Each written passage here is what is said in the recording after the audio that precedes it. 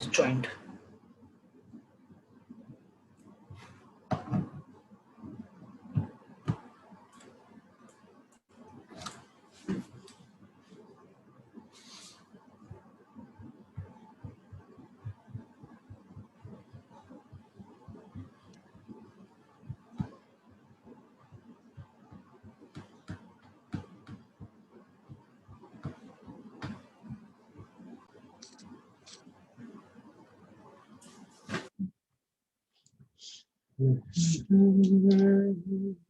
कितने आए अब तक? बस तुम ही आए हो तब तक। चलो ठीक है, जब मैं ब्रीफली स्टार्ट करता हूँ। चलो बाकी बच्चे धीरे धीरे आते रहेंगे। सो आज हमारा टॉपिक है वेक्टर, क्योंकि अगला टॉपिक जो हमारा है वो Coulomb's law in vector form है। तो Coulomb's law in vector form को समझने के लिए हमें वेक्टर की नॉलेज होनी जरूरी है। क्यों जरूरी है? क्योंकि आगे के जो टॉपिक्स हैं जिसमें Coulomb's law in vector form पढ़ेंगे, चाहे हम लोग इलेक्ट्रिक फील्ड पढ़ें या फिर सुपरपोजिशन प्रिंसिपल पढ़े, इन सब में वेक्टर का कंप्लीट यूज है। So you must know the introduction related to vector. You must know what vector is, how do vector calculations, vector को ऐड कैसे करते हैं, subtract कैसे करते हैं, resolution कैसे फाइंड करते हैं, resultant vector क्या होता है, डिस्प्लेसमेंट और पोजीशन वेक्टर क्या होता है। ये सब चीजें हमें जानना जरूरी है to understand the superposition principle, to understand the Coulomb's law in vector form, to understand the electric field. Okay, so we must understand this concept that is vector. देखो, हमें पता है कि जो फिजिकल क्वांटिटी होती है,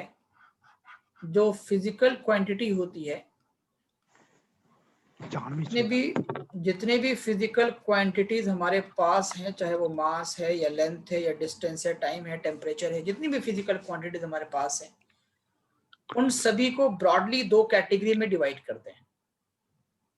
the first is called scalar quantity, the first is called scalar and the second category is called as vector. Scalar physical quantities वैसी quantities होती हैं जिनके पास सिर्फ मैग्नीट्यूड होता है, ओनली मैग्नीट्यूड।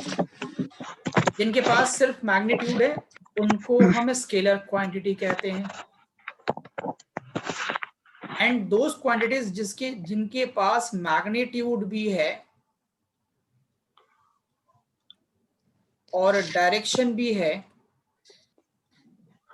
ऐसे फिजिकल क्वांटिटीज को हम लोग वेक्टर क्वांटिटीज कहते हैं। ये तो हो गया एक लेमैन डेफिनेशन, जो सिंपल पहचान है कि मैग्नीट्यूड वाले को स्केलर और मैग्नीट्यूड डायरेक्शन दोनों वाले को वेक्टर। यानी कि जितने भी स्केलर क्वांटिटीज हैं उनको डायरेक्शन की जरूरत नहीं है, उनको सिर्फ मैग्नीट्यूड से काम चलेगा। जैसे आप दुकान पे गए 2 किलो चीनी खरीदने के लिए, तो इफ यू विल से कि मुझे 2 केजी चीनी दीजिए, तो बिना पूछे कौन से दिशा में दें, नॉर्थ या साउथ या ईस्ट या वेस्ट, डायरेक्टली आपको चीनी देगा, आप घर पे लेके आओगे। यानी कि मास के लिए डायरेक्शन की जरूरत नहीं पड़ी। सो मास स्केलर हो गया, अभी सिर्फ मैग्नीट्यूड से काम चल गया, ठीक। लेकिन अगर मैं कहूं लेकिन इफ आई से दैट कि let us suppose you are here, मैंने आपको कहा कि आप अगर 40 किलोमीटर पर आवर के स्पीड से घर से निकलो तो 1 घंटे के बाद आप कहीं इस स्टेशन पे या इस जगह पे पहुंच जाओगे। आप कहीं इस जगह पे पहुंच जाओगे, ठीक है, कहीं यहां पे पहुंच जाओगे। आप क्या करते हो? आप 40 की स्पीड से निकलते हो, 1 घंटे के बाद आप यहां पहुंच जाते हो। कहीं कोई भी जगह है मान लो ऐसी कुछ, यहां पहुंच जाते हो। आपको पहुंचना था ए पे, आप पहुंच गए बी पे। तो गलती किसकी? गलती मेरी या गलती आपकी? आपने इंस्ट्रक्शन को पूरा फॉलो किया, 40 किलोमीटर पर आवर, 1 घंटे तक सफर किए, पहुंचना था ए, पहुंच गए B. Who is wrong over here? You are absolutely correct. क्यों? आप क्यों सही हैं? क्योंकि आपको जो इंफॉर्मेशन मिला 40 किलोमीटर पर आवर और 1 आवर तक चलना है, आप बिल्कुल परफेक्टली चले, लेकिन पहुंचना था ए, पहुंच गए B.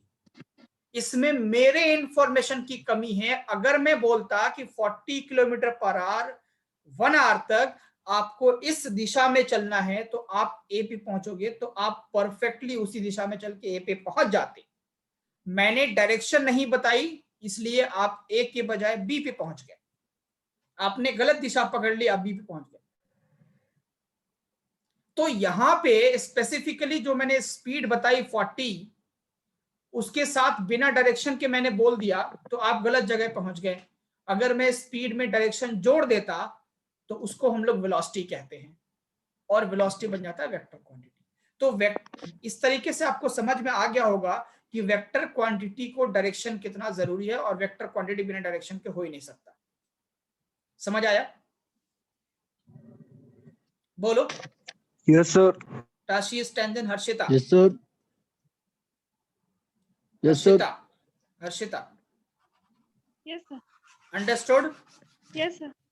So those Yes, sir. physical quantity which having magnitude and both direction, that is called as a vector quantity. Vector quantity. For example, scalar के एग्जांपल बताओ। जैसे मास 2 केजी चीनी खरीदा आपने, 2 केजी चीनी में आपको डायरेक्शन बताने की जरूरत नहीं पड़ी, इसलिए 2 केजी चीनी यानी कि मास जो है वो स्केलर हो गया। Yes. लेंथ, मैं पूछता हूं कि आपकी हाइट क्या है, आपने बोला सर मेरी हाइट है 5'6". आपने थोड़ा बोला कि 5'6" इन नॉर्थ डायरेक्शन, इन ईस्ट डायरेक्शन, इन वेस्ट या साउथ डायरेक्शन, नहीं बोला ना। आपने सिर्फ अपनी हाइट बता दी, लेंथ बता दी 5 feet 6 inches। तो your length, your height is also a scalar quantity which do not need any direction to be defined. Okay? दो शहर के बीच में, दो सिटी के बीच में मैं डिस्टेंस पूछता हूं आपसे, तो आप डिस्टेंस बोलोगे something 100 kilometre, something 200 kilometre, something 300 kilometre. वो भी क्या हो गया? स्केलर हो गया, क्योंकि वहां भी डायरेक्शन की जरूरत नहीं पड़ी। अच्छा, मैंने जो स्पीड बताई थी 40 किलोमीटर पर आवर, जो गलत दिशा पकड़ के आप ए पे पहुंचने की जगह बी पे पहुंच गए, तो वो जो स्पीड बताई बिना डायरेक्शन की, उसको हम स्केलर कहते हैं। क्यों? क्योंकि बिना डायरेक्शन का है। ठीक, तो ये मास, लेंथ, डिस्टेंस, स्पीड, ये सभी के सभी क्या है? Scalar quantity. वर्क स्केलर है, एनर्जी स्केलर है। इस तरीके से ये सारी क्वांटिटीज स्केलर होती है। वेक्टर क्वांटिटीज के एग्जांपल क्या है बेटा? जैसे displacement is a vector, velocity, हमें पता है कि शॉर्टेस्ट डिस्टेंस इज डिस्प्लेसमेंट। हाँ, velocity is a vector quantity, acceleration is Momentum. a vector quantity. Very good बच्चों, momentum is a vector Displacement. quantity. लिख चुके हैं। हाँ, force is a vector quantity. Very very good, बहुत बढ़िया, बहुत बढ़िया। ये तो हो गया छोटी छोटी बातें जो क्लास 9th में पढ़ के आए होंगे। अब एक और इंपॉर्टेंट बात, स्केलर क्वांटिटीज को टेक्निकली हम वैसी क्वांटिटी को स्केलर क्वांटिटी कहते हैं जो एल्जेब्रिकली सब्ट्रैक्ट और ऐड हो सके, जो एल्जेब्रिक लॉ ऑफ एडिशन या सब्ट्रैक्शन को फॉलो करे, उसको स्केलर क्वांटिटी कहते हैं। ओके, जिन भी क्वांटिटी को सिंपल मैथमेटिक्स के पॉइंट ऑफ व्यू से समझना है, तो जो भी फिजिकल क्वांटिटी समथिंग 1 + 1 = 2 यानी कि इस तरीके से एडिशन को फॉलो करे, वो सभी स्केलर हैं। और जो इस तरीके के एडिशन को फॉलो नहीं करे, 1 + 1 = 2, उसको हम वेक्टर कहते हैं। बस सिंपल डेफिनेशन ये भी है। देखो,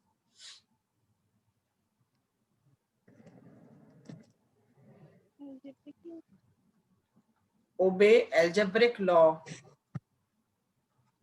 ऑफ एडिशन या सब्ट्रैक्शन। जैसे मान लो अगर कहीं लिखा है कि 1 kg मेरे पास सामान है, उसमें 5 kg और जोड़ दिया तो 6 kg हो गया। सिंपल, कोई दिक्कत नहीं हुआ। मास है, इजिली स्केलर है, इजिली एल्जेब्रिकली ऐड हो सकता है। If I say length of the rod is 2 metre, मैंने उसमें 6 मीटर और जोड़ दिया तो 8 मीटर, बहुत इजी है। ये सब स्केलर है। अगर आप यहां से वहां तक 10 किलोमीटर गए, मैं बोला थोड़ा और चलो 1 किलोमीटर, तो 10 और 1 11 किलोमीटर हो गया, तो एल्जेब्रिकली ऐड कर पाए तो स्केलर हो गया। लेकिन वेक्टर में ऐसा नहीं होता। देखो, vector quantities are those quantities which obey vectorial laws। Vector quantities vectorial laws को ओबे करती है। यानी कि ये अलजेब्रिक लॉ को ओबे नहीं करती हैं। वेक्टोरियल लॉज 3 तरीके के होते हैं, ट्रायंगल लॉ, पैरेललोग्राम लॉ और पॉलीगॉन लॉ, बताएंगे आगे। 3 लॉज होते हैं वेक्टोरियल लॉज। जैसे मैं कहता हूं, लेट अस सपोज मेरे पास एक फोर्स है F1, वेक्टर को रिप्रेजेंट करने के लिए हम एक एरो साइन लगाते हैं, एंड दूसरा फोर्स है F2, ठीक है। जब इन दोनों को हम ऐड करेंगे तो समथिंग क्या आएगा, ठीक है, क्या आएगा यहाँ पे जो आएगा, मान लेते हैं समथिंग F3 आएगा, मान लेते हैं। तो F1 को F2 से ऐड करके F3 अगर आया तो यहाँ पे ऐसा नहीं हुआ कि ये जो एडिशन है ये स्केलर है, ये वेक्टर एडिशन है, और ये सिंपल एडिशन इस तरीके वाला नहीं होगा, ये वेक्टर एडिशन है। जब वेक्टर क्वांटिटीज के बीच में प्लस साइन आया यानी कि वो वेक्टर एडिशन की बात कर रहा है, और वेक्टर एडिशन एल्जेब्रिकली ऐड जैसा नहीं होता, ठीक है।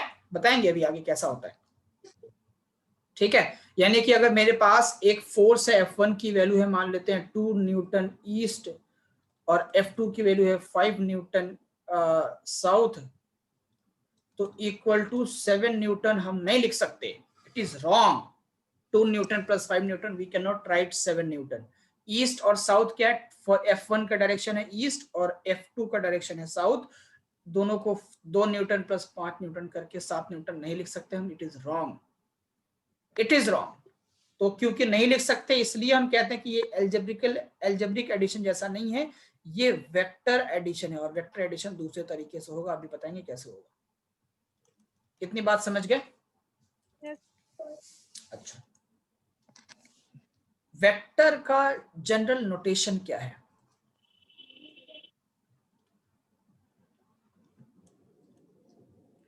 वेक्टर को हम रिप्रेजेंट कैसे करते हैं, जनरल नोटेशन एंड रिप्रेजेंटेशन।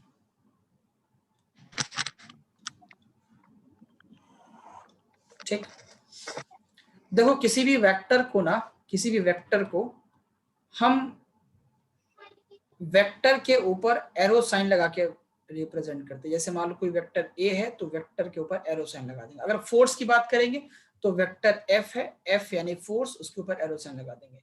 तो जिस भी सिंबल के ऊपर एरो लगा होगा उसको हम लोग वेक्टर क्वांटिटी से जानेंगे, ठीक।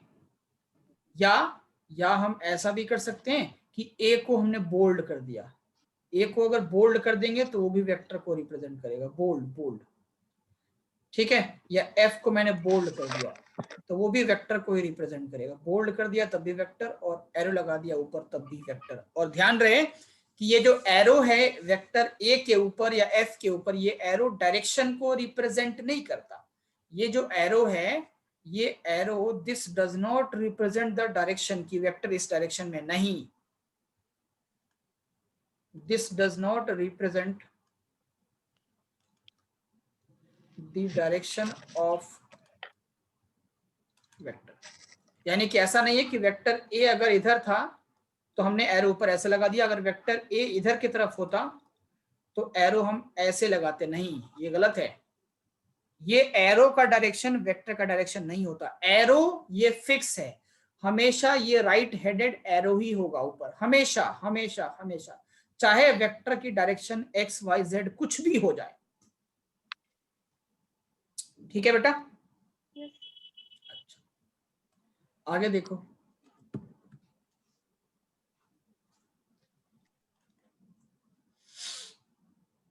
अगर वेक्टर क्वांटिटी को हम रिप्रेजेंट करना चाहते हैं तो लिखेंगे समथिंग, मान लेते हैं, मान लो फोर्स की बात कर रहे हैं, फोर्स एक वेक्टर क्वांटिटी है, तो vector F is written as something, उसका मैग्नीट्यूड और उसका डायरेक्शन, मान लो कुछ भी है, 2 न्यूटन ड्यू ईस्ट, तो ईस्ट इसका डायरेक्शन हो गया, 2 न्यूटन इसका मैग्नीट्यूड हो गया, ठीक है। ईस्ट इसका डायरेक्शन हो गया, 2 न्यूटन इसका मैग्नीट्यूड हो गया, ठीक है। ओके, ये जो 2 न्यूटन है ये इसका मैग्नीट्यूड हो गया, और ये जो ईस्ट है ये इसका डायरेक्शन हो गया। तो मैग्नीट्यूड डायरेक्शन दोनों होगा हमेशा किसी वेक्टर क्वांटिटी के अंदर। वेक्टर क्वांटिटी के मैग्नीट्यूड को हम कैसे रिप्रेजेंट करते हैं? मैग्नीट्यूड ऑफ वेक्टर एफ, इसको हम लिखेंगे ऐसे, वेक्टर एफ और इसके चारों तरफ दोनों तरफ मॉड लगा देंगे। वेक्टर f लिखा और दोनों साइड में मॉड लगा दिया तो ये मैग्नीट्यूड को रिप्रेजेंट करता है। या सिंपल हम बिना मैग्नीट्यूड बिना एरो को हटा के सिर्फ आप f लिख दो, दैट्स इट। तो ये मैग्नीट्यूड f सिर्फ लिखा है तो मैग्नीट्यूड, या f के ऊपर एरो लगा है और मॉड लगा है तब भी मैग्नीट्यूड। ठीक है, बिना मॉड का है सिर्फ एरो है तो वेक्टर को रिप्रेजेंट कर रहा है। ठीक है, यानी कि ऐसा हम कभी नहीं लिख सकते कि vector f is equal to 2 newton, ये कभी नहीं लिख सकते। क्यों? क्योंकि ये वेक्टर को रिप्रेजेंट कर रहा है, वेक्टर को, और वेक्टर में सिर्फ मैग्नीट्यूड नहीं होगा, डायरेक्शन भी होगा। अगर मैं ऐसा लिखता हूं ये, तो ये चलेगा, ये सही है, क्योंकि ये जो रिप्रेजेंटेशन है ये मैग्नीट्यूड के लिए 2 न्यूटन करेक्ट है। या मैं ऐसा लिखता हूं सिर्फ f is equal to 2 newton, तो ये भी चलेगा, ये भी चलेगा। समझ गए बात को? Okay, very good. वेक्टर का ज्योमेट्रिकल रिप्रेजेंटेशन कैसा होता है?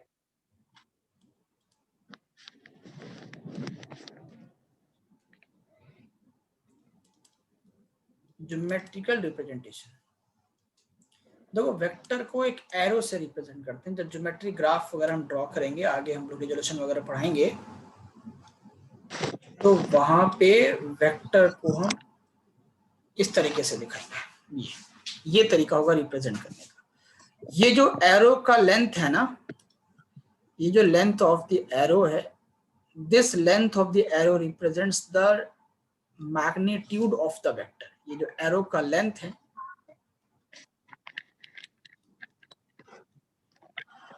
लेंथ ऑफ एरो यहां से लेके यहां तक है, दिस रिप्रेजेंट्स मैग्नीट्यूड। यानी कि वेक्टर का मैग्नीट्यूड जितना ज्यादा होगा, एरो का लेंथ उतना ही बड़ा होगा। एंड दिस हेड, इसको हेड कहते हैं। एरो का ये वाला पोर्शन टेल कहलाता है और आगे वाला पोर्शन हेड कहलाता है। Head represents the direction. Vector के ऊपर वाला एरो नहीं, ये ज्योमेट्रिकली एरो जब ड्रॉ करेंगे वेक्टर को रिप्रेजेंट करने के लिए, वहां पे जब ये एरो होगा तो उस एरो का हेड जो होगा वो डायरेक्शन को रिप्रेजेंट करेगा। जैसे फॉर एग्जांपल मैं कहता हूं, मान लो कि ये एक वेक्टर मेरे पास है और ये एक वेक्टर मेरे पास है। मान लेते हैं ये F1 वेक्टर है और ये F2 वेक्टर है, दोनों सेम डायरेक्शन में है ना। बोलो बड़ा कौन होगा, F1 या F2? F1. सिंपल, F1 का एरो लेंथ बड़ा है इसलिए F1 बड़ा होगा। सिंपल सी बात है, इसमें कोई शक वाली बात तो नहीं है।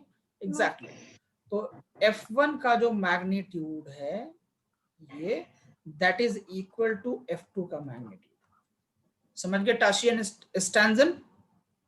Yes, sir. Okay,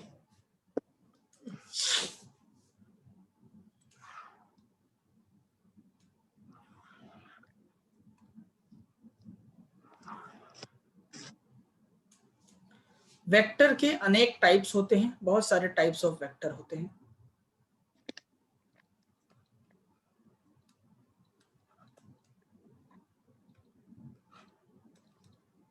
the first is Co-initial vector. कोइनिशियल, चलो कोलिनियर लिख दिया मैंने पहले। कोलिनियर वेक्टर क्या होता है? कोलिनियर वेक्टर एक ऐसा वेक्टर जिसके जो अंदर एक ही लाइन में हो। एक ऐसा वेक्टर जो एक ही लाइन में हो, उसको हम लोग कोलिनियर वेक्टर कहते हैं। ये वेक्टर ए और वेक्टर बी यहाँ पे एक ही लाइन में है तो ये कोलिनियर वेक्टर कहलाएंगे। नंबर 2, को इनिशियल वेक्टर। दो वेक्टर्स अगर एक ही पॉइंट से इनिशिएट हो रहे हो, दो वेक्टर अगर एक ही पॉइंट से इनिशिएट हो रहे हो, लेट अस सपोज ये F1 है और ये F2 है, तो ऐसे दोनों वेक्टर को हम लोग को इनिशियल वेक्टर कहते हैं। ठीक। तीसरा है पैरेलल वेक्टर। ठीक है, क्या होता है पैरेलल वेक्टर? दो वेक्टर जब एक दूसरे के डायरेक्शन में हो, पैरेलल हो, तो उनको हम लोग पैरेलल वेक्टर कहेंगे। ठीक है, ओके। नेक्स्ट है anti parallel vector. Parallel vector होने के लिए कोई जरूरी नहीं है कि वेक्टर्स इक्वल भी हों। ये वेक्टर का लेंथ कुछ भी हो सकता है, ये दोनों पैरेलल, बड़ा एक छोटा कर लो, ठीक है। एंटी पैरेलल जब एक दूसरे के ऑपोजिट डायरेक्शन में हो तो उसको एंटी पैरेलल वेक्टर कहेंगे, ठीक है। 5वां नंबर कौन सा है? Equal vectors. ऐसे दो वेक्टर दोनों का मैग्नीट्यूड भी सेम हो और दोनों का डायरेक्शन भी सेम हो, उनको हम लोग इक्वल वेक्टर्स कहते हैं,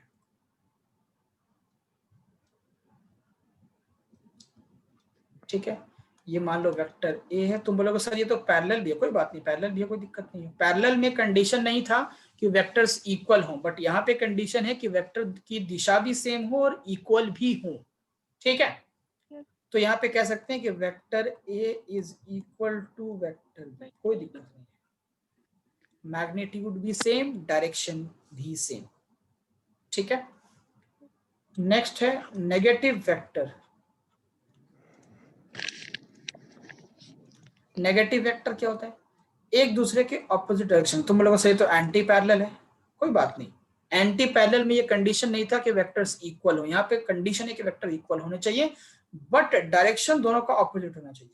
ये वेक्टर ए, ये vector B, we can say that vector A is equal to minus of vector B. Magnitude same है, माइनस क्यों लगाया? क्योंकि डायरेक्शन ऑपोजिट है। ऐसे वेक्टर्स को हम लोग नेगेटिव वेक्टर कहते हैं, ठीक है। इक्वल वेक्टर में क्या था? Equal magnitude and direction, equal magnitude and direction, same direction. और नेगेटिव वेक्टर क्या है? Equal magnitude, different direction. हाँ, बट ऑपोजिट डायरेक्शन, डिफरेंट नहीं है, opposite, opposite direction, opposite, but opposite direction. ऐसे को हम लोग नेगेटिव वेक्टर कहते हैं, ठीक है। नेक्स्ट,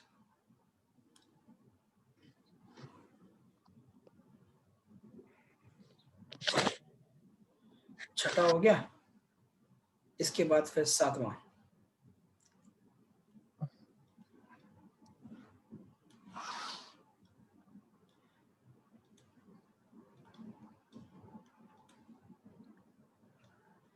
यूनिट वेक्टर, एंड ये सबसे इंपॉर्टेंट है, ठीक है, सबसे इंपॉर्टेंट है। मुझे एक बात बताओ बच्चों कि वेक्टर क्वांटिटी का मैग्नीट्यूड कितना हो सकता है? ये इसकी कोई लिमिटेशन है? नहीं है सर, कोई लिमिटेशन नहीं है। No, और वेक्टर क्वांटिटी की डायरेक्शन कौन सी हो सकती है? कोई लिमिटेशन है उसकी? no, sir. No sir. तो किसी भी वेक्टर क्वांटिटी का कोई भी डायरेक्शन हो सकता है, कोई भी मैग्नीट्यूड हो सकता है, यानी कि किसी बॉडी पे फोर्स हम कितना भी लगा सकते हैं, मेरी मर्जी होगी, और किसी भी दिशा में लगा सकते हैं, मेरी मर्जी होगी, है ना। अब फुटबॉल को किक करना है तो फुटबॉल को किक हम किसी भी दिशा में कर सकते हैं अगर गेम नहीं चल रहा हो तो, और कितना भी तेजी से कर सकते हैं या कितना भी स्लो से कर सकते हैं। यानी कि मैग्नीट्यूड की भी कोई लिमिटेशन, दायरा नहीं है, और डायरेक्शन का भी कोई लिमिटेशन नहीं है। लेकिन अगर मैं कह दूं कि हमें सिर्फ वैसे वेक्टर बताओ जिसका मैग्नीट्यूड सिर्फ 1 हो, यानी कि मैंने मैग्नीट्यूड पे एक पाबंदी लगा दी कि ऐसे वेक्टर ही बतानी है जिसका मैग्नीट्यूड 1, डायरेक्शन कुछ भी हो सकता है, ऐसे वेक्टर को हम कहेंगे यूनिट वेक्टर, ठीक। ऐसे वेक्टर को क्या बोलेंगे? Unit vector. Those vector having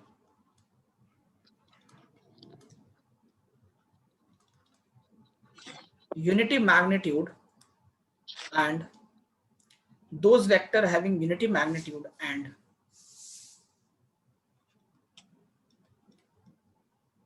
any direction, या फिर सिंपल लिखो those vector having unity magnitude called as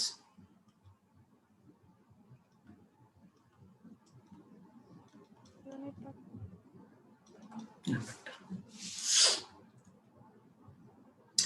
अगर मैं लिखता हूं कि vector F is equal to 2 newton due east. तो जो मैंने कहा था कि सिर्फ एक यूनिट वाले यानी कि जिसकी वैल्यू सिर्फ 1 हो वही वेक्टर यूनिट वेक्टर कहेंगे, तो क्या ये वेक्टर यूनिट वेक्टर होगा? नहीं है सर। नहीं हो सकता। This is not unit vector. तो मैं अगर लिखता हूं कि F is equal to 1 newton due east, तो क्या ये यूनिट वेक्टर है? Yes sir. तो जब भी वेक्टर क्वांटिटी लिखेंगे जो कि यूनिट वेक्टर हो, तो उसके ऊपर हम एरो ना लगा के उसके ऊपर एक कैप लगा देते हैं। कैप यूनिट दिस, हाँ, सिर्फ बाकी सारे वेक्टर से अलग करने के लिए यूनिट वेक्टर को कैप लगा देते हैं। यानी कहीं भी आपको वेक्टर ऐसा दिखे जिसपे कैप लगा हो, इसका मतलब है कि वो यूनिट वेक्टर उसकी मैग्नीट्यूड वाला है। ठीक, कहीं भी आपको दिख जाए, मान लो कहीं भी आपको ए कैप, मतलब क्या हुआ? यूनिट वेक्टर है ये। कहीं दिख जाए आपको वाई कैप, यूनिट वेक्टर है ये। कहीं दिख जाए आपको आई कैप, यूनिट वेक्टर है ये। कहीं दिख जाए आपको जे कैप, यूनिट वेक्टर है ये। तो कैप आपको दिखते ही अंदाजा लगा लेना है कि वो यूनिट वेक्टर है, उसकी मैग्नीट्यूड कितनी होगी? 1 रही होगी। ठीक है, कोई दिक्कत तो नहीं है? No sir. अब प्रश्न ये कि यूनिट वेक्टर हम ऑब्टेन कैसे करेंगे? देखो, अगर मैं वेक्टर क्वांटिटी को उसी के मैग्नीट्यूड से डिवाइड कर दूं, तो क्या वो यूनिट वेक्टर बन जाएगा?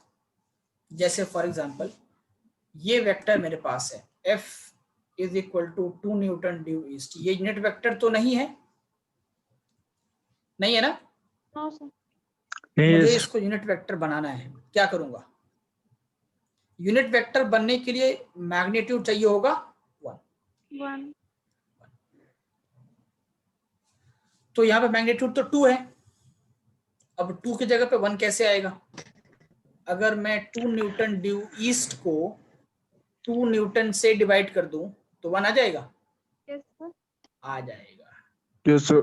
यानी कि यूनिट वेक्टर बनाने के लिए अगर मैं किसी वेक्टर क्वांटिटी को उसी के मैग्नीट्यूड से डिवाइड कर दूं तो मुझे यूनिट वेक्टर मिल जाएगा। ठीक, यानी कि vector F cap is equal to vector F upon magnitude of F। ठीक है, इसका मतलब ये हुआ कि we can also write A cap is equal to vector A divided by A vector का मैग्नीट्यूड। यहाँ पे vector F is equal to, अगर मैं तुम्हें एग्जांपल दिखाऊं, वेक्टर F था तुम्हारा 2 न्यूटन ड्यू ईस्ट। तो अगर मुझे इसका यूनिट वेक्टर निकालना है तो क्या करूंगा? वेक्टर F को हम उसके मैग्नीट्यूड से डिवाइड करेंगे। मतलब क्या हुआ कि मैं 2 न्यूटन ड्यू ईस्ट को उसके मैग्नीट्यूड यानी कि 2 न्यूटन से डिवाइड कर दूंगा तो 1 आ गया। बोले बेटा 1 आ गया? Yes sir. तो अब ये यूनिट वेक्टर बन गया। सिर्फ क्या रहा? डायरेक्शन रहा ना? तो बन गया, हो गया। This becomes unit vector. तो किसी वेक्टर का मुझे यूनिट वेक्टर चाहिए तो उसके मैग्नीट्यूड से उस वेक्टर को डिवाइड कर देंगे तो मुझे यूनिट वेक्टर मिल जाएगा। या दूसरी तरफ ये भी समझ लो कि किसी स्केलर को अगर मुझे वेक्टर बनाना है, ये वाला जो फॉर्म है ये तो मैग्नीट्यूड है ना बेटा? yes. और जो मैग्नीट्यूड होता है वो हमेशा स्केलर फॉर्म होता है ना? yes. मैग्नीट्यूड में डायरेक्शन तो होता नहीं है, मैग्नीट्यूड तो स्केलर है, सिर्फ मैग्नीट्यूड वाला स्केलर होता है। तो अगर मैं इसको इससे मल्टीप्लाई कर दूं, स्केलर को यूनिट वेक्टर से मल्टीप्लाई कर दूं तो क्या मुझे वेक्टर मिल जाएगा? यानी कि अगर unit vector A is equal to vector A upon scalar A था तो अगर मैं a इंटू ए कैप कर दूं तो क्या a वेक्टर आ जाएगा? बोलो। यानी किसी स्केलर को a यहाँ पे स्केलर है, a यहाँ पे स्केलर फॉर्म है, यानी कि सिर्फ मैग्नीट्यूड है, ये इसका वेक्टर फॉर्म है। मुझे वेक्टर फॉर्म अगर ऑब्टेन करना होगा तो उसके स्केलर फॉर्म को यूनिट वेक्टर से मल्टीप्लाई कर देंगे तो वेक्टर फॉर्म मिल जाएगा। जैसे फॉर एग्जांपल देखो, मान लेते हैं एक सिटी है ए, एक सिटी है बी, आगरा टू बॉम्बे, ठीक। दोनों के बीच के डिस्टेंस कितना है? मान लेते हैं कुछ भी मान लेते हैं 500 किलोमीटर है, ठीक, ओके। अब ये जो डिस्टेंस है ये कैसे मेजर हुआ होगा? या तो ये ए से बी तक मेजर हुआ होगा या बी से ए मेजर हुआ होगा। यानी कि ए से चल के हम बी पे गए होंगे मेजर करते हुए, या बी से चल के ए पे आए होंगे मेजर करते हुए। यही तो हो सकता है ना तरकीब मेजरमेंट का, है ना। इंच टेप से जब आप लेंथ नापते हो तो किसी एक एंड से इंच टेप को रख के फिक्स करते हो, दूसरे एंड पे खींच के ले जाते हो, है ना, ऐसे ही करते हो ना। अरे बोलिए। Yes, sir. हाँ, जैसे आपका अपना लेंथ नापना है तो आप क्या करोगे? इंच टेप लोगे और अपने पांव के अंगूठे में फंसा लोगे और उसको खींच के ऊपर ले जाओगे, हाथ सर तक ले जाओगे, तो एक आप नीचे से ऊपर गए, डायरेक्शन आपका हुआ मेजरिंग डायरेक्शन। तो इफ आगरा और बॉम्बे के बीच में डिस्टेंस 500 किलोमीटर है, सो जब मेजरमेंट हुआ होगा तो डेफिनेटली या तो ए से बी डायरेक्शन में हुआ होगा या बी से ए डायरेक्शन में हुआ होगा। Yes. ए से बी डायरेक्शन को हम कहते हैं ए बी डायरेक्शन और बी से ए को हम कहते हैं बी डायरेक्शन। यूनिट वेक्टर क्यों? क्योंकि सिर्फ डायरेक्शन की बात कर रहे हैं, ठीक है। तो A B is equal to था 500 किलोमीटर, ठीक है। अब मुझे इस ए बी को वेक्टर बनाना है, ठीक। तो क्या करेंगे?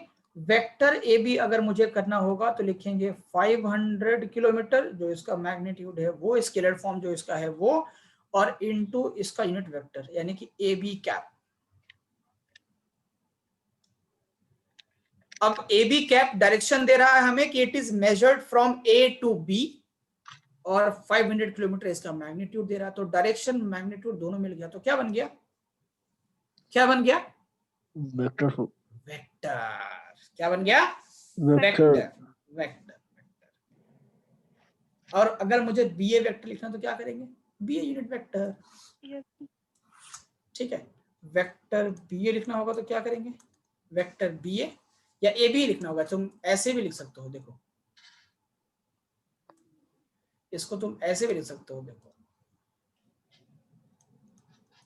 कि vector A B is equal to 500 kilometre B A unit vector minus में, ऐसे भी लिख सकते हो। बी ए के ऑपोजिट, बी ए क्या है? B2 है, इसका माइनस लगा दिया तो ए बी बन गया, तो ये भी लिख सकते हो। और तुम ऐसे भी लिख सकते हो vector B A is equal to 500 kilometre B A unit vector. यानी कि देखो मैंने किसी स्केलर को वेक्टर बना दिया ना, समझ में आया कैसे बनेगा? यूनिट वेक्टर का रोल समझ आया? Yes sir. यूनिट वेक्टर का रोल ये है कि आपको किसी भी स्केलर को वेक्टर बना सकते हो by having the unit vector, ठीक है। यूनिवर्सल यूनिट वेक्टर क्या होता है?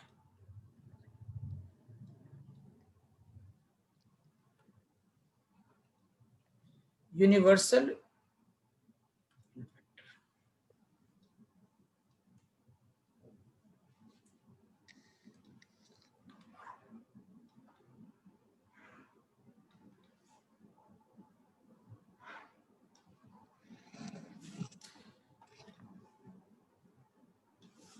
देखो, जब किसी भी पोजीशन को हम स्पेस में रिप्रेजेंट करते हैं तो हमें पता है कि स्पेस के लिए हमारे पास कार्टेशियन सिस्टम है। स्पेस के लिए हमारे पास क्या है? कार्टेशियन सिस्टम है। एक्स एक्सिस, वाई एक्सिस या जेड एक्सिस पर हम किसी चीज को रिप्रेजेंट करते हैं। जब जो आपका गूगल मैप है, वो गूगल मैप क्या बताता है? लोकेशन बताता है ना, और वो लोकेशन जो है वो कार्टेशियन सिस्टम पे ही वर्क करता है। वो मैप जो है वो कार्टेशियन सिस्टम पे ही वर्क करता है। जो लेंथ बताता है, स्पीड बताता है, वो सब कार्टेशियन सिस्टम से ही बताता है। कोई भी बॉडी किसी पॉइंट पर है तो इसका क्या लोकेशन है मुझे बताना होगा। तो मुझे ये बताना होगा कि इसकी x की वैल्यू क्या है, y की वैल्यू क्या है, z की वैल्यू क्या है। अगर मुझे किसी भी बॉडी का x y z कोऑर्डिनेट मिल जाए तो उस एग्जैक्टली उस पॉइंट पे हम लोग पहुंच सकते हैं। ठीक है, तो इन जनरल हम देखते क्या है कि स्पेस में कोई भी चीज जो रिप्रेजेंट होती है वो x y या z के फॉर्म में होती है। तो x y z is the most used direction in we say in physics. So that is why we use, हमने क्या किया कि हमने यूनिवर्सली यूनिट वेक्टर को रिप्रेजेंट कर दिया, कन्वेंशनली रिप्रेजेंट कर दिया। अब उसको हम लोग आगे लेकर चलेंगे, उसी को मानते हुए चलेंगे। तो ये आपका है, मान लेते हैं y एक्सिस, ये आपका है बेटा x एक्सिस, और ये कौन सा एक्सिस है, Z axis. तो x एक्सिस के अलोंग अगर कोई फोर्स या अगर कोई वेक्टर एक्ट कर रहा होगा तो उसको हम लोग कहेंगे आई कैप। आई कैप यानी कि एक, जैसे मान लो फॉर एग्जांपल एक बॉल यहां पर रखा है, मैंने इस बॉल पे फोर्स लगाया 5 न्यूटन।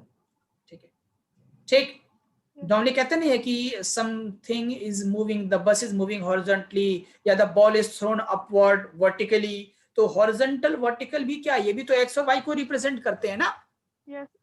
ओके, तो मैंने कहा कि एक गेंद पे मैंने हॉरिजॉन्टली 5 न्यूटन का फोर्स लगाया। अब मुझे दिख रहा है कि ये 5 न्यूटन जो है वो एक्स एक्सिस में लग रहा है, एक्स एक्सिस की तरफ लग रहा है। मान लेते हैं कि दिस एफ वेक्टर फॉर्म लिखेंगे क्योंकि वेक्टर क्वांटिटी है। तो F is equal to 5 newton due positive X axis की तरफ ये 5 न्यूटन लग रहा है। ठीक है, तो इसको मैं ऐसा भी लिख सकता हूं कि F vector is equal to 5 newton I cap. अब देखो ड्यू प्लस एक्स एक्सिस की जगह पे सिर्फ आई कैप लिख दिया, काम चल गया। यानी कि कहीं भी आई कैप लिखा होगा तुमको समझ जाना है कि वो एक्स एक्सिस पॉजिटिव एक्स में लग रहा है वो वेक्टर। ठीक है, समझ रहे हो? अच्छा, एक्स के अलोंग, वाई के अलोंग जे कैप, जे कैप, और जेड के अलोंग के कैप। ठीक है, इसी तरीके से अगर नेगेटिव एक्स की मैं बात करता तो नेगेटिव एक्स के अलोंग माइनस आई कैप, क्योंकि ये नेगेटिव एक्स है तो माइनस आई। अगर मैं नेगेटिव वाई की बात करता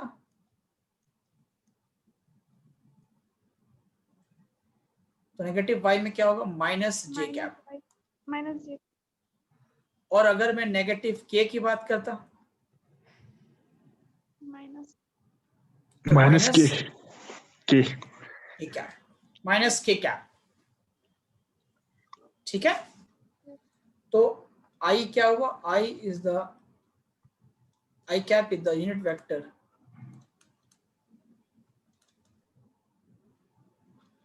along x एक्सिस। अगर पॉजिटिव x के अलोंग है तो पॉजिटिव आई, नेगेटिव x के अलोंग है तो नेगेटिव आई। जे कैप क्या है, unit vector Along Y axis. along y axis. और k कैप क्या है, Unit vector along unit vector along K Z axis. z axis. ठीक है, तो आई जे के मतलब कि unit vector along x axis, y axis and z axis. अगर कहीं लिखा है बेटा, मान लो फॉर एग्जांपल कहीं लिखा है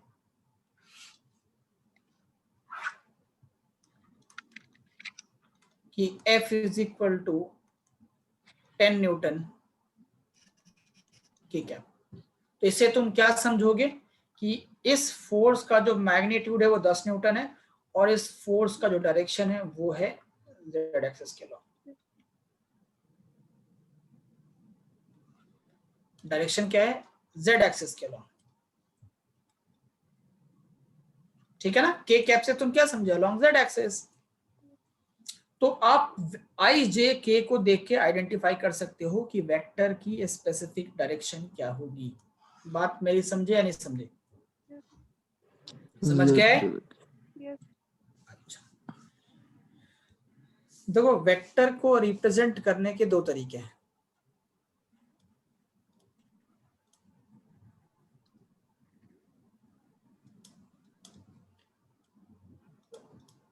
और रिप्रेजेंटेशन ऑफ वेक्टर दो तरीके हैं। जो पहला तरीका है वो है पोलर फॉर्म में, और जो दूसरा तरीका है वेक्टर को रिप्रेजेंट करने का वो है कार्टेशियन फॉर्म में।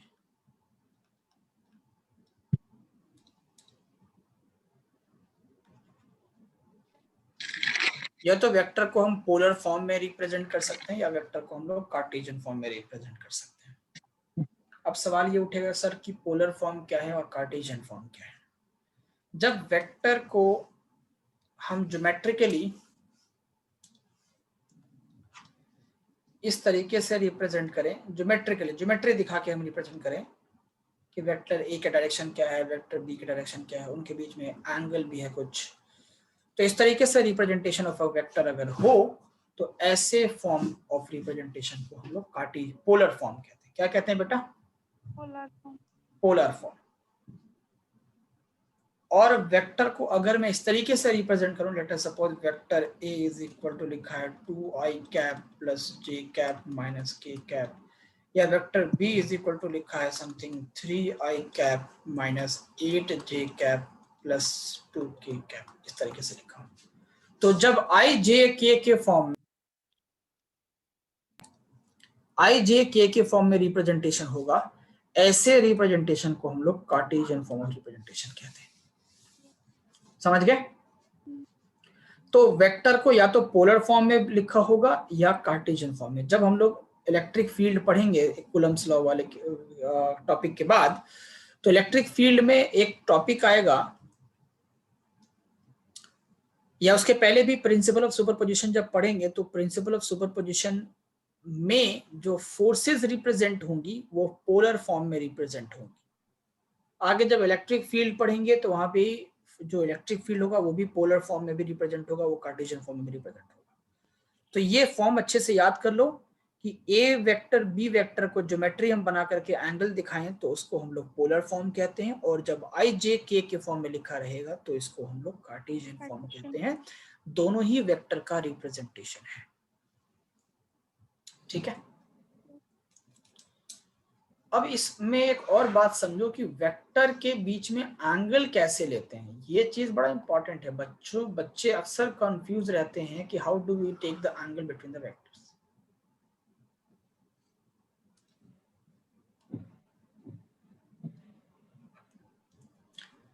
Angle between two vectors, angle between two vectors किस तरीके से एंगल लेंगे बेटा? वेक्टर्स के बीच में हम तभी एंगल ले सकते हैं जब वेक्टर्स को इनिशियल होंगे। क्या मतलब? कि जब वेक्टर का स्टार्टिंग पॉइंट यानी कि दोनों का टेल अगर सेम पॉइंट पे मिलेगा तो ऐसे वेक्टर के बीच में एंगल हम ले सकते हैं। को इनिशियल यानी कि वेक्टर के बीच में एंगल तभी लिया जाएगा जब दोनों वेक्टर को इनिशियल होंगे, यानी कि दोनों का स्टार्टिंग पॉइंट सेम होगा, दोनों का टेल से टेल मिलता होगा, टेल से टेल मिलता होगा। अगर नहीं मिलता होगा तो हम मिलाएंगे और मिलाकर ही हम एंगल लेंगे। कभी भी एंगल हम बिना टेल से टेल मिले नहीं ले सकते। ठीक? जैसे मान लो फॉर एग्जांपल एक वेक्टर ए इस तरीके का हो और वेक्टर बी इस तरीके का हो। बोलो क्या दोनों वेक्टर का टेल मिल रहा है? नहीं। तो ये जो एंगल होगा इस वेक्टर का, ये एंगल जो है, ये एंगल वेक्टर के बीच का नहीं है। तो अब वेक्टर के बीच में एंगल लेना होगा तो क्या करना पड़ेगा? उसके लिए हम वेक्टर को पैरेलल शिफ्ट करेंगे। पैरेलल शिफ्ट यानी कि a vector can be shifted parallelly, but condition है कि उसका मैग्नीट्यूड चेंज नहीं होना चाहिए, यानी कि length of the arrow should remain same. और दूसरी बात, उसकी डायरेक्शन नहीं बदलनी चाहिए, ना मैग्नीट्यूड चेंज हो ना डायरेक्शन बदले। तो पैरेलल शिफ्टिंग ऐसे कंडीशन में परमिसिबल है, कोई दिक्कत नहीं। तो अगर मैं वेक्टर ए को आगे की तरफ शिफ्ट कर दूं उसी डायरेक्शन में, उतना ही लेंथ, उतना ही एरो का लेंथ दिखाता हूं उसी डायरेक्शन में, तो अब देखो ये कोइनिशियल हो गया। तो ये जो एंगल होगा इनके बीच में, ये एंगल बिटवीन वेक्टर ए और वेक्टर बी होगा, ये वाला थीटा जो बनाया मैंने वो, ये ऊपर वाला नहीं। समझ गए? तो वेक्टर के बीच की बात। दूसरी कि अगर कोई इनिशियल वेक्टर्स नहीं है तो हम वेक्टर को पैरेलल शिफ्ट करेंगे। पैरेलल शिफ्ट करने के बाद, स्टार्टिंग पॉइंट सेम करने के बाद, हम एंगल वेक्टर्स के बीच में ले सकते हैं। ठीक है, देखो जैसे मान लो एक वेक्टर ये है, ठीक, एक वेक्टर ये है, एक वेक्टर ये है, एक वेक्टर ये है, ठीक।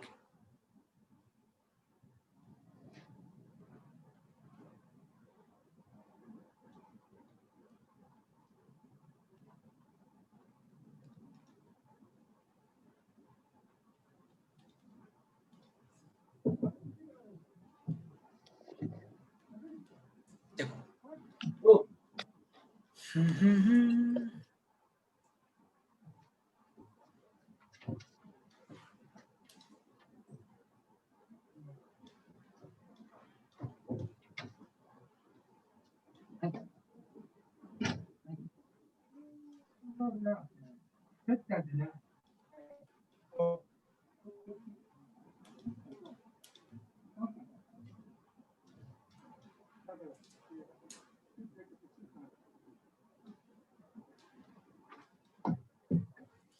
ये वेक्टर ए था, ये वेक्टर बी है, ये वेक्टर सी है, ये वेक्टर डी है। मेरा क्वेश्चन है find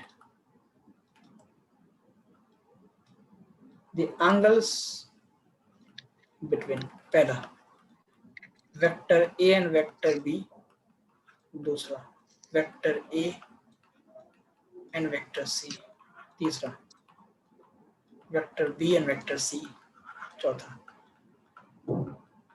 vector C and vector D, and पांचवा vector A and vector D.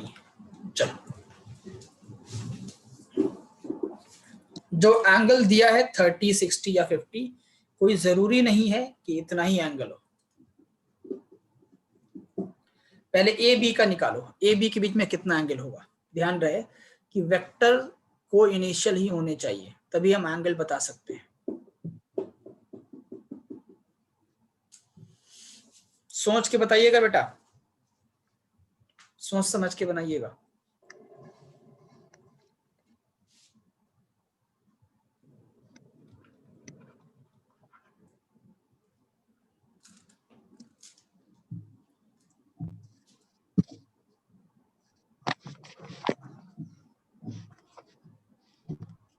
देखो इसमें कोई शक तो नहीं है ना कि ये एंगल 90 डिग्री है, इसमें कोई शक तो नहीं है कि ये एंगल 90 डिग्री है, इसमें कोई शक तो नहीं है ना कि ये एंगल 90 डिग्री है। ये सब शक मत पालना बेटा, हाँ। इसलिए मैंने एक्सेस बना दी है डॉटेड लाइन से, ताकि समझ आए कि वो 90 डिग्री है, और जो 90 नहीं है उसको, उसकी वैल्यू मैंने दे दी आपको।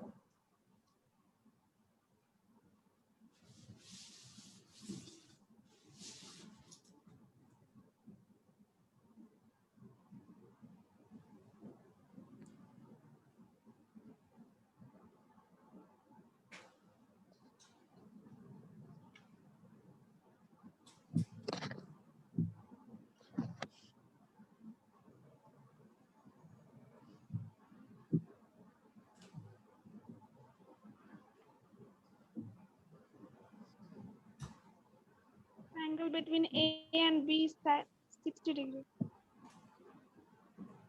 ओके, वेरी गुड, चलो बहुत बढ़िया बेटा। Harshita, good Harshita. Vector A आपका ये था, वेक्टर बी आपका ये था, ठीक है। इसको जब मैं आगे प्रोड्यूस करूंगा तो क्योंकि ये एंगल आपका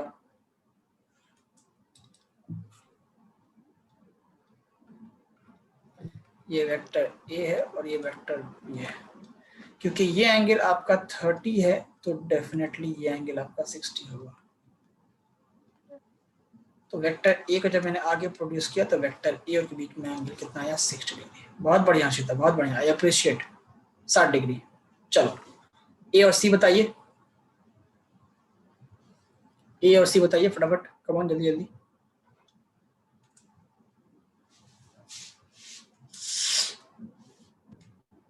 वेक्टर ए ये है और वेक्टर सी वो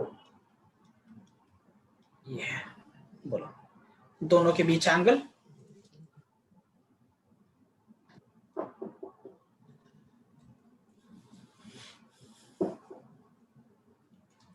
दोनों के बीच एंगल बोलिए, ए और सी के बीच 60 degrees. क्या ए और सी पैरेलल वेक्टर नहीं है? Yes, sir. They क्या? are parallel vectors. They are parallel vector. तो Parallel पैरेलल Parallel लाइंस के बीच में एंगल कितनी होती है? पैरेलल लाइंस के बीच एंगल कितनी होती है बेटा? 90 0 डिग्री 0 degree. है ना। चलो बी और सी बताओ।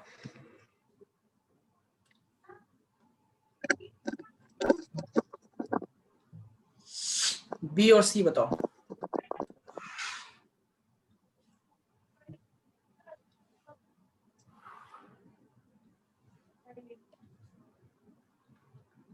$120, sir. Vector B and C, vector B आपका ये है, वेक्टर सी आपका ये है। 30 degree. ठीक है। और ये एंगल कितना है बेटा? 60 डिग्री। और जब ये 60 है तो ये कितना होगा? 30 डिग्री। Yes, ये sir. वेक्टर बी और ये वेक्टर सी। अगर मैं वेक्टर बी को आगे की तरफ इसको पैरेलली शिफ्ट कर दूंगा तो अब देखो बी और सी के बीच में, बी और सी के दोनों को इनिशियल हो गए। ठीक है।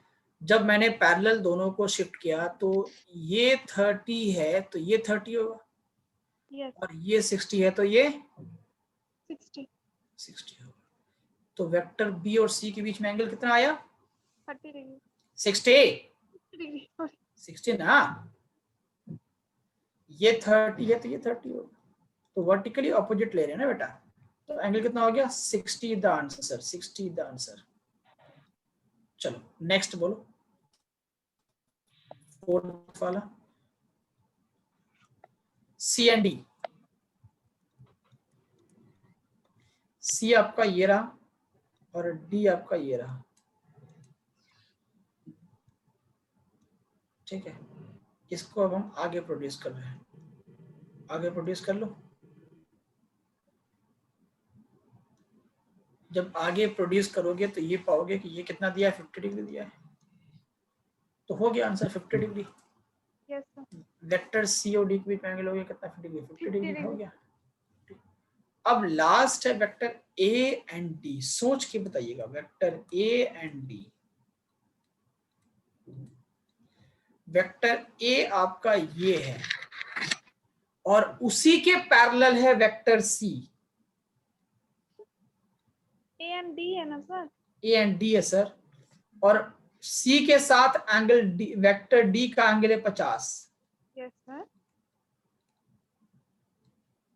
तो जब ए और सी पैरेलल है और सी और डी के बीच में एंगल 50 है तो ए और डी के बीच में एंगल भी तो 50 ही होगा। Yes, sir. वेक्टर ए ये है, वेक्टर सी ये है, और ये है वेक्टर डी। ये एंगल कितना आया था? 50। तो अगर मैं वेक्टर डी को पीछे की तरफ प्रोड्यूस करूंगा, पीछे लेकर आऊंगा, और वेक्टर ए को आगे लेकर जाऊंगा, वेक्टर ए को आगे शिफ्ट किया, वेक्टर डी को पीछे शिफ्ट किया, तो ये एंगल भी तो 50 ही आएगा। Yes, sir. कॉरेस्पॉन्डिंग एंगल्स होगा नहीं होगा? बोलो। होगा. तो वेक्टर ए और डी के बीच में एंगल कितना हो गया? 50 degree. 50।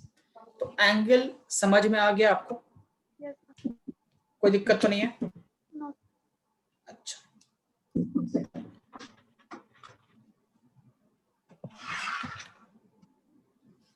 तो ये तो हो गया आपका पोलर फॉर्म। ये क्या हो गया आपका? Polar form. Polar form. अब बात करते हैं कार्टेशियन फॉर्म का।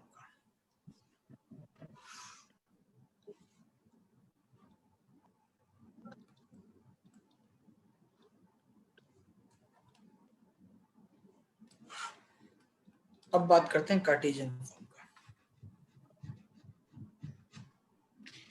ठीक है,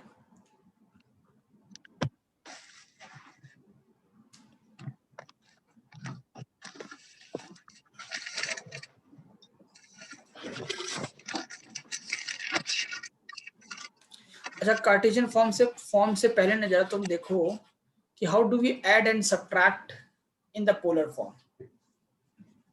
देखो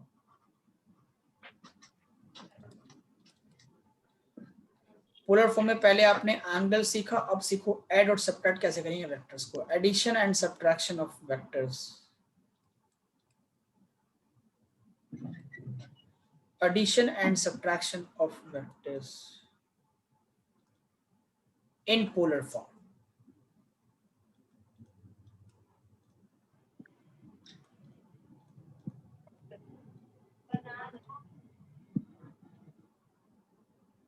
ठीक है, पोलर फॉर्म में वेक्टर को किस तरीके से हम लोग ऐड और सब्ट्रैक्ट करने वाले हैं पोलर फॉर्म में।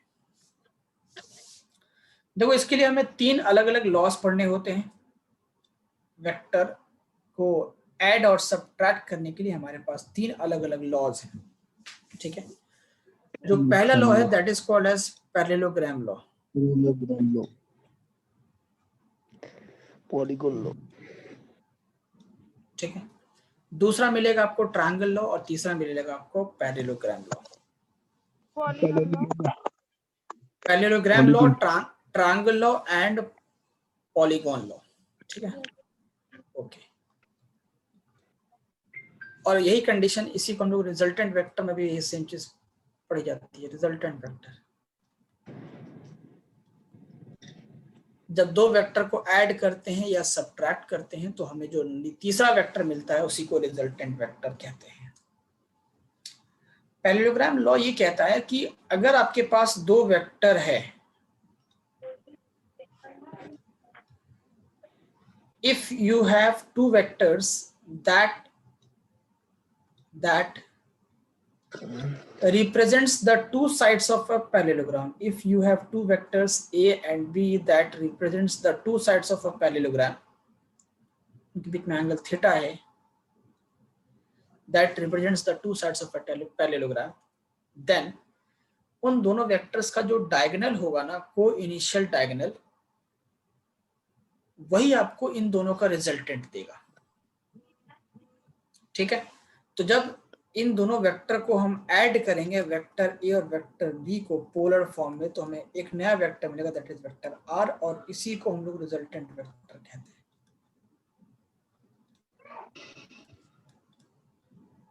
जाहिर है 2 वेक्टर को आप ऐड करिएगा तो तीसरा वेक्टर ही मिलेगा, वो है ना।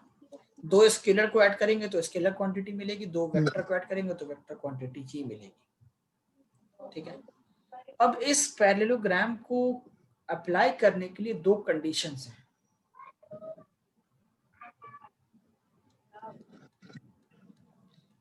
कंडीशंस क्या है? पहला नंबर कि पैरेललोग्राम लॉ तभी एप्लीकेबल है जब 2 ही वेक्टर आपके पास हो एट ए टाइम।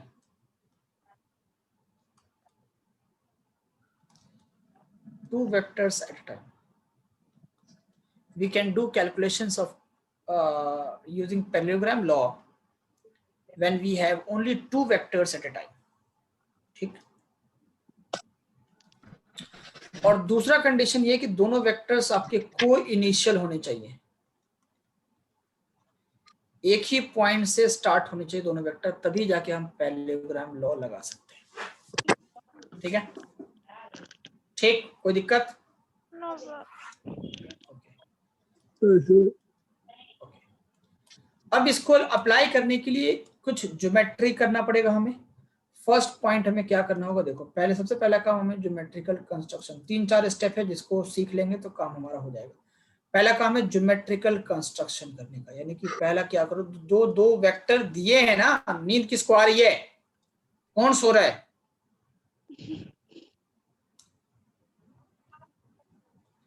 जो दो वेक्टर हमें दिख रहा है हमारे पास जो है, उन दोनों वेक्टर्स को मिला करके एक पैरेललोग्राम बनाते हैं। अगर मैं एक लाइन इधर खींच दूं और एक लाइन ये खींच दूं तो क्या ये पैरेललोग्राम बन गया? तो पहला काम क्या है कि एक पैरेललोग्राम बनाओ दोनों वेक्टर को मिला करके, वेक्टर ए वेक्टर बी मिला के हमने एक पैरेललोग्राम ड्रॉ कर दिया, ठीक। और पैरेललोग्राम ड्रॉ करने के बाद ये जो दोनों वेक्टर ए और बी था, इन्हीं के साथ एक को इनिशियल डायगोनल खींच दो पैरेललोग्राम का। इस पैरेललोग्राम का एक को इनिशियल डायगोनल तो ये भी हो सकता था ना, लेकिन ये नहीं, को इनिशियल दोनों वेक्टर के साथ जो को इनिशियल डायगोनल होगा वो खींच दो, वही आपका रिजल्टेंट वेक्टर आर होगा। ये जो लिखा ना vector a plus B is equal to R resultant vector, तो जो रिजल्टेंट वेक्टर होगा हमेशा दो वेक्टर का जो सम होगा वो हमेशा उन्हीं दोनों के बीच में होगा। यानी कि अगर मान लो एक बॉडी है यहाँ पे, इसको मैं एक फोर्स लगा के इधर खींच रहा हूं और कोई एक आदमी इसको फोर्स लगा के इधर खींच रहा है, तो ये बॉल किधर जाएगा, F1 की दिशा में या F2 की दिशा में? F1 की दिशा में या हाँ, ये बॉल इधर चला जाएगा, सेंटर में, बॉल इनके बीच में निकल जाएगा, ना ही लेफ्ट F1 की दिशा में ना F2 की दिशा में, बॉल इधर बीच में चला जाएगा, ठीक है। बस यही समझ लो कि वेक्टर एक पॉइंट है जिसपे वेक्टर ए लग रहा है, वेक्टर बी लग रहा है, तो दोनों का रिजल्टेंट कितना होगा, उन दोनों के बीच में होगा, उन दोनों के बीच में होगा। और ये जो वेक्टर आर होगा that will be equal to vector A plus vector B, ठीक। अब उस आर की मैग्नीट्यूड क्या होती है, तो पहला काम था ज्योमेट्रिकल कंस्ट्रक्शन करना, दूसरा काम है उसका मैग्नीट्यूड निकालना। उस आर की मैग्नीट्यूड क्या होती है, देखो पूरा डिटेल में क्लास 11th में आपको पढ़ाया गया होगा कि हम किस तरीके से मैग्नीट्यूड कैलकुलेट करते हैं, बकायदा ट्रायंगल बना करके। यहाँ पे इस तरीके से एक ट्रायंगल बनाया गया होगा, परपेंडिकुलर गिराया गया होगा, 90 डिग्री होगा, ठीक है। वेक्टर ए को ये आगे खिसका दिया गया होगा, वेक्टर बी ये वाला होगा, ये एंगल थीटा थीटा हो जाएगा, तो ये ट्रायंगल हम लगाएंगे तो काम हो जाएगा हमारा। उतना हमें करने की जरूरत नहीं, डायरेक्टली हमें सिर्फ अपने काम से काम कर रखना है, ठीक है। ये सब आप क्लास 11th में ऑलरेडी पढ़ के आए हो, तो ये चीज मैं रिपीट नहीं कर रहा हूं, ठीक है। तो मैग्नीट्यूड कैसे निकालेंगे वेक्टर आर का, ठीक है। देखो वेक्टर आर की जो मैग्नीट्यूड होती है वो उसका फॉर्मूला होता है वेक्टर ए का स्क्वायर प्लस वेक्टर बी का square plus 2ab cos theta. क्योंकि मैग्नीट्यूड का जो प्रूफ वगैरह है वो हमारे एग्जाम में आने वाला है नहीं, तो क्या को हम उतना चले, बस खाली फॉर्मूला देखो काम चल जाएगा, ठीक है बेटा, ठीक है। हाँ बोलो हर्षिता, बोलो हर्षिता, समझ आ रहा है? Yes sir. हाँ, तो r is equal to A square plus B square plus 2ab cos of the angle between the A vector and B vector. जो तीसरा पॉइंट है इसमें क्या निकलता है, वो डायरेक्शन निकालते हैं। डायरेक्शन कैसे निकालेंगे, अगर मुझे वेक्टर ए स्पेसिफिक पता हो कि वेक्टर ए की दिशा क्या है, मुझे स्पेसिफिक पता है कि वेक्टर ए की दिशा ये है, और वेक्टर बी की मुझे स्पेसिफिक दिशा पता हो कि वेक्टर बी की दिशा ये है, तो कोई एक परफेक्टली दिशा मुझे पता हो और उस डायरेक्शन से मैं कहता हूं कि 30 डिग्री पे या 40 डिग्री पे या कोई अल्फा डिग्री पे वेक्टर आर है, तो क्या वेक्टर आर का परफेक्ट दिशा मिल गया, है ना। अगर मुझे पता हो स्पेसिफिक, जैसे मान लो फॉर एग्जांपल तुम्हारे पास 10 रुपए हैं, ठीक, मुझे पता हो कि तुम्हारे पास 10 रुपए हैं, कोई दूसरा बंदा है ताशी है, मैंने बोला कि हर्षिता तुम्हारे पास जितने पैसे हैं ना उससे 2 रुपए ज्यादा हैं, तो क्या तुम समझ गई मैंने कितना बोला? Yes sir. कितना बोला? 12। सिंपल।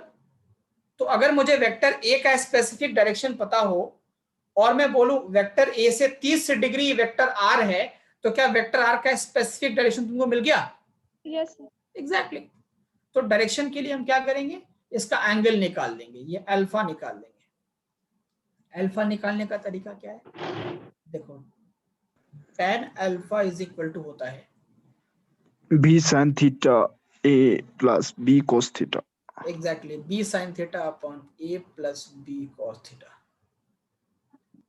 अब बोलोगे सर ये कैसे याद रहेगा? देखो tan tan tan का फॉर्मूला क्या होता है? a upon b sin upon cos, tan sin upon cos। पहले तो ये याद रखो, हमने जो अल्फा एंगल कंसीडर किया है वो a के साथ किया है ना? चाहो तो तुम b के साथ भी कर सकते हो, फॉर्मूला थोड़ा चेंज हो जाएगा।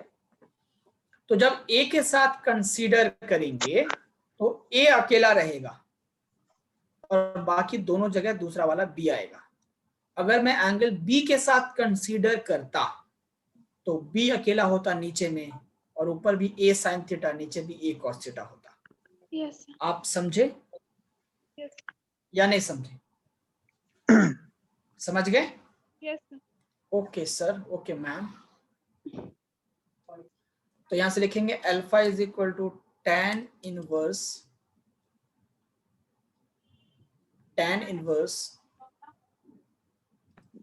B sin theta b sin theta upon a plus b cos। आप लोग वैसे भी जेई के स्टूडेंट हैं तो आपको इतना कुछ बताने की जरूरत नहीं कि इनवर्स ट्रिग्नोमेट्री क्या होता है। इनवर्स ट्रिग्नोमेट्री जानते हो ना? Yes. जैसे इफ आई से दैट कि sin theta is equal to 2 तो मैं क्या लिखूंगा? Theta is equal to sin inverse 1/2। 1/2. Yes. ये लिखूंगा ना? Yes. Yes. और इसकी वैल्यू कितनी होगी? जैसे sin theta is equal to अगर लिखा है 1/2 तो मैं क्या लिखूंगा? sin theta is equal to sin 30 degree. 30 degree. Theta कितना आया? -30. 30 ना? 30 degree. 30 degree. तो sin इनवर्स 1/2 डायरेक्टली मैं यहाँ पे 30 डिग्री ले सकता हूँ। तो ये लिखने का तरीका होता है, इनवर्स ट्रिग्नोमेट्री कहते हैं उसको। ठीक है, कोई दिक्कत तो नहीं है? No sir. ओके, sir, ये हो गया एडिशन इन पोलर फॉर्म। इसी तरीके से ट्रायंगल लॉ भी बनता है, पॉलीगॉन लॉ भी बनता है। तो ट्रायंगल लॉ में भी रिजल्ट सेम ही आता है, पहले पॉलीगॉन लॉ में भी रिजल्ट सेम ही आएगा, तो उतना हमें करने की जरूरत है नहीं। ठीक है, अब बढ़ते हैं कार्टेशियन फॉर्म पे।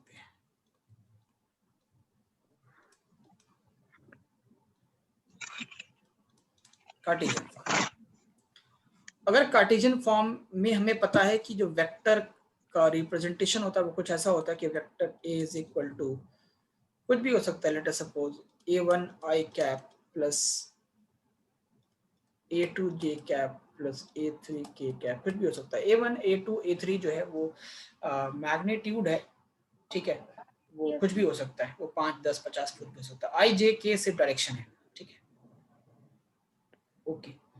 तो वेक्टर a का मैग्नीट्यूड कैसे लिखेंगे?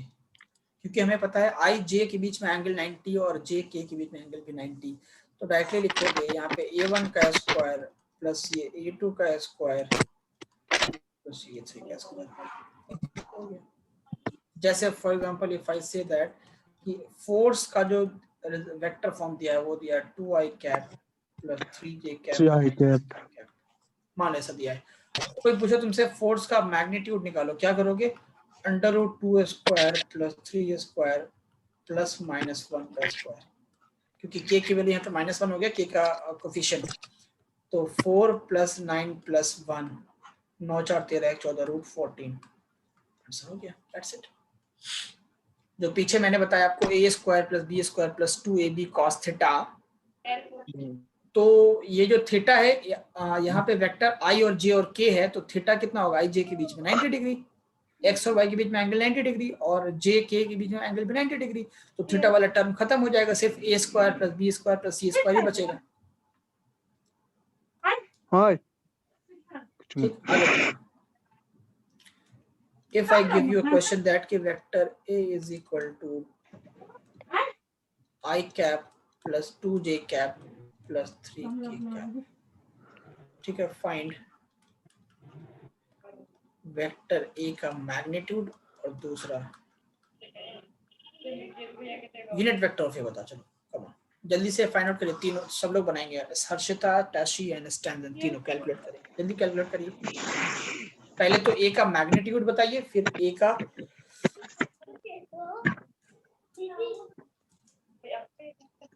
यूनिट वेक्टर बताइए, come on, just do it.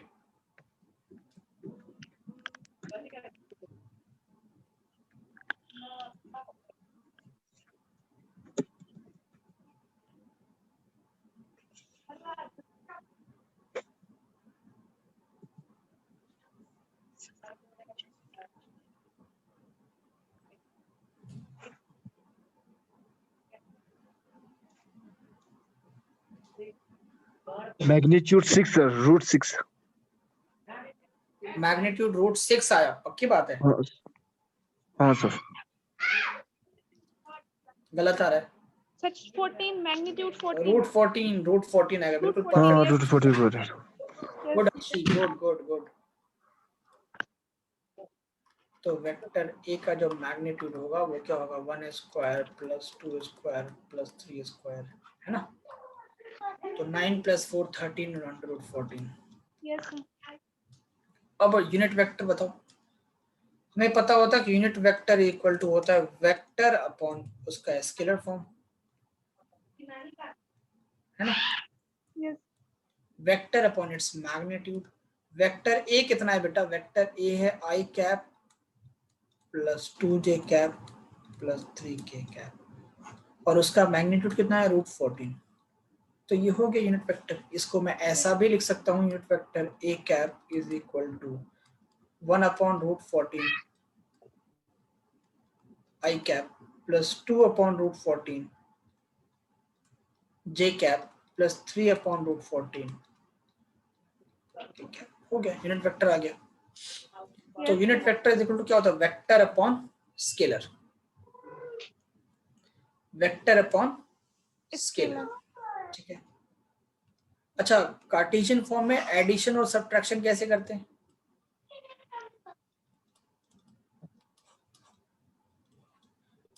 पहले एडिशन की बात करते हैं। लेट अस सपोज हमारे पास एक वेक्टर है, vector a is equal to I cap minus J cap plus 8k cap. दूसरा वेक्टर है vector b is equal to 3i cap plus 2j cap minus k cap, ठीक है। Yes मैं बोलूं कि vector a plus vector b बताओ। ध्यान रहे कि ये जो प्लस साइन है ये वेक्टर एडिशन है।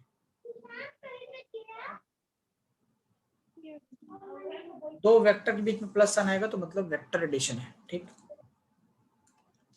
तो क्या करेंगे? वेक्टर ए लिखेंगे आई cap minus J cap plus 8 के कैप प्लस 3i कैप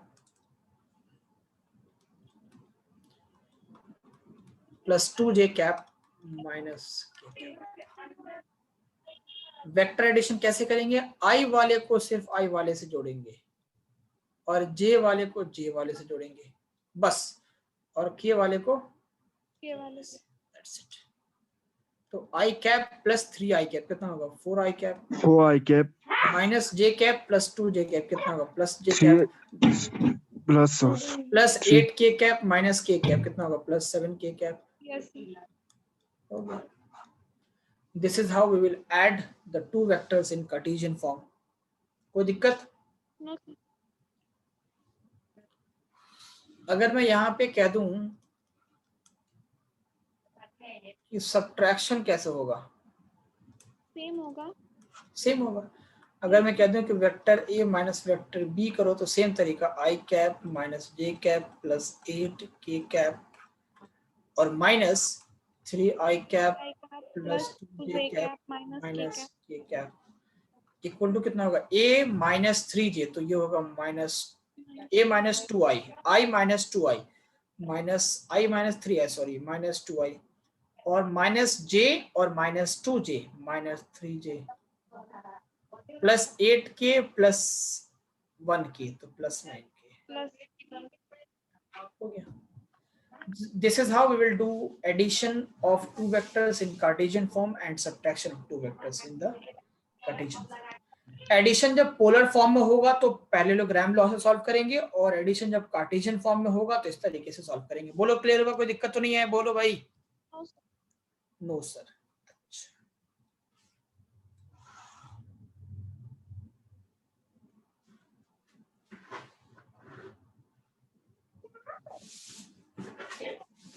यहाँ पे अगर मैं पोलर फॉर्म का क्वेश्चन दे दूं कि फाइंड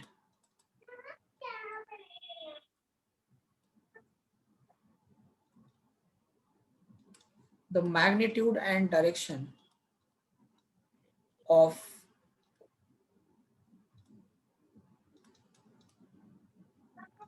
रिजल्टेंट वेक्टर, जो दो वेक्टर्स दिए हैं वो ये रहा और ये रहा।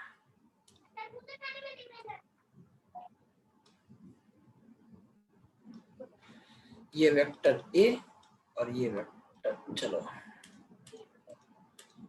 ये लो vector F1 that is equal to 2 newton और ये वेक्टर F2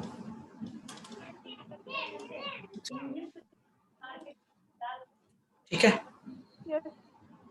ठीक है, और ये एंगल जो दिया है मान लेते हैं वो 60 डिग्री है। आपको रिजल्टेंट वेक्टर बताना है, कैसे बताओगे सर?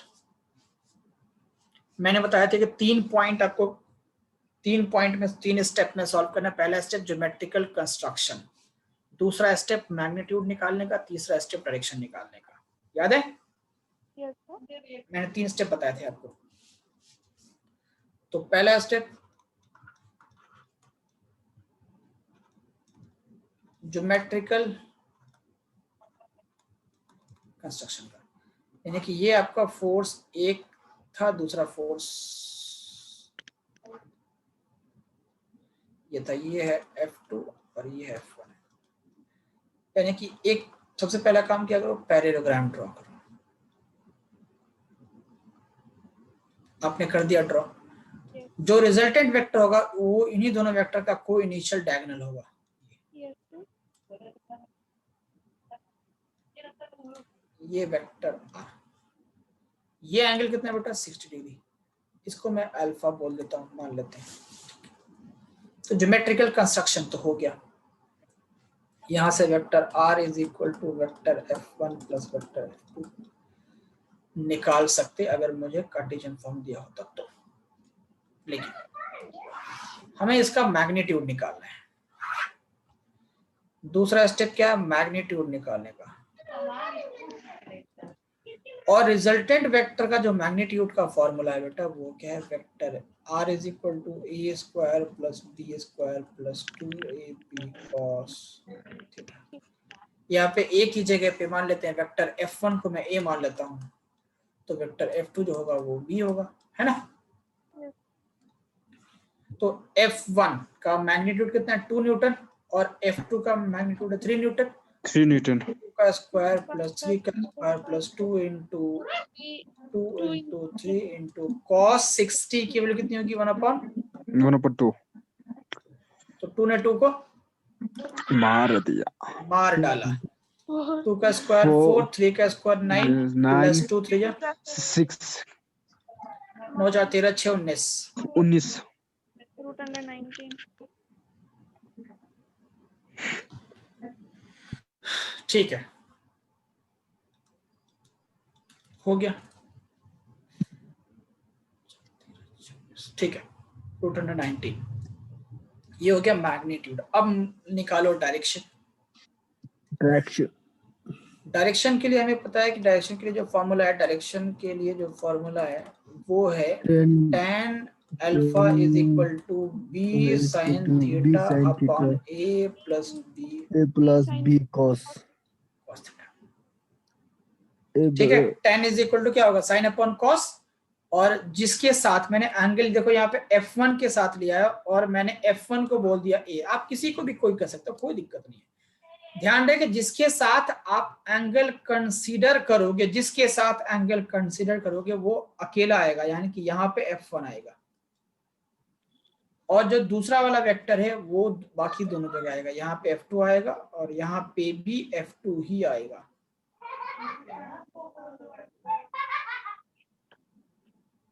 ठीक है, तो यहाँ पे लिखेंगे हम लोग tan alpha is equal to F2 sin 60 degree divided by F1 plus F2 cos 60 degree.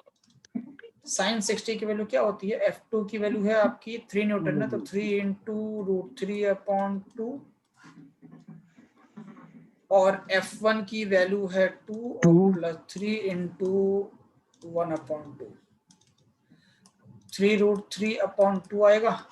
यहाँ पे एलसीएम ले लो नीचे, तो 2 और 2 to 4 और प्लस 3, तो ये होगा 3√3/2 और डिवाइडेड बाई ये होगा 7/2, 2 से 2 कैंसिल, तो ये आएगा 3√3/7, ये होगा tan अल्फा, और अल्फा इज इक्वल टू होगा tan इनवर्स 3√3/7। आई बात समझ? This is how we can calculate the resultant vector. We can calculate the magnitude, we can calculate the direction, and so on, so on, so on, so on, so on. ठीक है? कोई दिक्कत? Yes, sir. No sir. No, sir. अब क्या करना है देखो, find the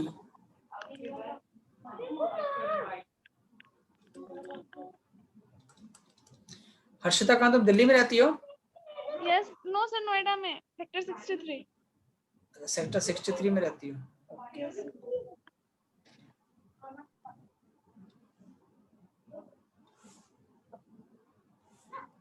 देख बेटा, मान लेते हैं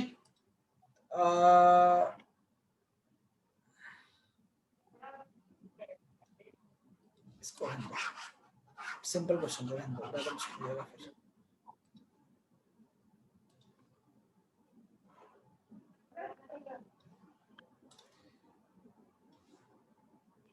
ठीक है। ये मान लेते हैं वेक्टर ए है, ठीक है, जिसका मैग्नीट्यूड है 10 फोर्स किलो बेटर रहेगा, फोर्स यूनिट, ठीक है। F1 is equal to 10 newton and F2 is equal to 5 newton, 10 ठीक है। और ये एंगल है 60 डिग्री। F2 को ले लो 20 न्यूटन, ठीक है।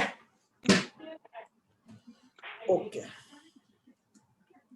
तो रिजल्टेंट वेक्टर की मैग्नीट्यूड निकालनी है, ऐसा लिखो, फाइंड वेक्टर R की मैग्नीट्यूड एंड डायरेक्शन। ये है आपका होमवर्क। ये नेक्स्ट क्लास में आप मुझे बताएंगे, सॉल्व करके दिखाएंगे। हालांकि मैंने लास्ट क्लास में भी होमवर्क दिया था, पता नहीं आपने सॉल्व किया कि नहीं किया, ठीक है। So that's all for today. Next class में फिर मिलेंगे। आपको आखिरी टॉपिक है वेक्टर का रह गया, डिस्प्लेसमेंट एंड पोजीशन वेक्टर, वो नेक्स्ट क्लास में पढ़ा के और Coulomb's law in vector form start कर देंगे। तो नेक्स्ट क्लास का हमारा टॉपिक होगा position vector, displacement vector and Coulomb's law in vector form. ये कल हमारा हो जाएगा, कोशिश करेंगे सुपरपोजिशन प्रिंसिपल भी कल हो जाए, ठीक है। So that's all.